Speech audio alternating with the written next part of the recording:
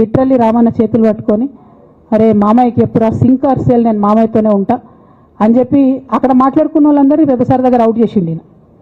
ఆ తర్వాత పర్యవసానంలో ఈటల రాజేందర్ అన్న బయటికి వెళ్ళడం. ఈ మహానుభావుడు వల్ల జగ్గారెడ్డి దగ్గర నుంచి మొదలు పెడితే, చెరుకు శ్రీనివాసరెడ్డి ముత్యంరెడ్డి అన్న కొడుకు దగ్గర నుంచి మొదలు పెడితే, రఘునందన్ రావు గారు, మైనంపల్లి గారు, విజయశాంతి గారు, విజయరామారావు గారు, ఆయన పాత పెద్ద ఆయన ఉండే ఈటల రాజేందర్ గారు, వీళ్ళందరూ పార్టీలోకి వెళ్ళి పోయిండ్రు కదా. పోలేదా? ఇవన్నీ హరిశన్న చేసినాయి కదా. ఆనాడు దుబ్బాక ఉప ఎన్నిక ఎందుకు ఓడిపోయినాం? దుబ్బాక ప్రజలకు ఇప్పటికి కూడా గుర్తుంటుంది. వాళ్ళందరూ ఒకటే మాట చెప్తారు, ఈయన సిద్దిపేటకు తప్ప రూపాయి రానియాడు దుబ్బాకకు, ఈయన వచ్చి ప్రచారం చేసిండు కాబట్టి మేము ఓటేయాలని ఓపెన్గా చెప్పారు ఆనాడు ఎన్నికలలో.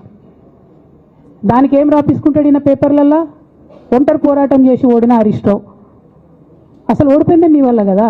మీరు మీడియా మేనేజ్మెంట్లో సూపర్ అలా డౌట్ ఏం లేదు. రామన్న యూట్యూబ్లు మేనేజ్ చేసి నా మెయిన్ స్ట్రీమ్ మీడియా మేనేజ్ చేస్తాడు అంతే, అంతకుమించి వేరే ఏం లేదు. నేను రామన్నని రిక్వెస్ట్ చేస్తున్నా, మీరు కూడా ఆ స్కిల్ నేర్చుకోండి అన్న. అట్లనే ఈటల రాజేందర్ గారు ఉప ఎన్నిక దగ్గరుండి హరీష్ అన్న గెలిపిలేదా అండి ఈటల రాజేందర్ని? ఆనాడు పీసీసీ అధ్యక్షుడిగా ఉండి రేవంత్ రెడ్డి గారు ఏమంటారు, కాంగ్రెస్ పార్టీ ఓడిపోతుంది ఇడా అని చెప్పారు. ఆయన ముందే డిక్లేర్ చేసిండు, ముందే చేతులు ఎత్తేసిండు. హరీష్ అన్న ఆడ పోయి కూర్చొని మరి ఈటల రాజేందర్ అన్నని గెలిపించొచ్చాడు. ఈ బంధం రేవంత్ రెడ్డి గారిది హరీష్ రావు గారు అప్పటి నుంచి కొనసాగుతుంది, కొత్త బంధం ఏం కాదు ఇది. నేను కేసీఆర్ గారిని పెద్దల్ని రిక్వెస్ట్ చేసేది ఒకటే, ఈయన చేస్తున్న నక్కజిత్తుల్ని దయచేసి గమనించండి.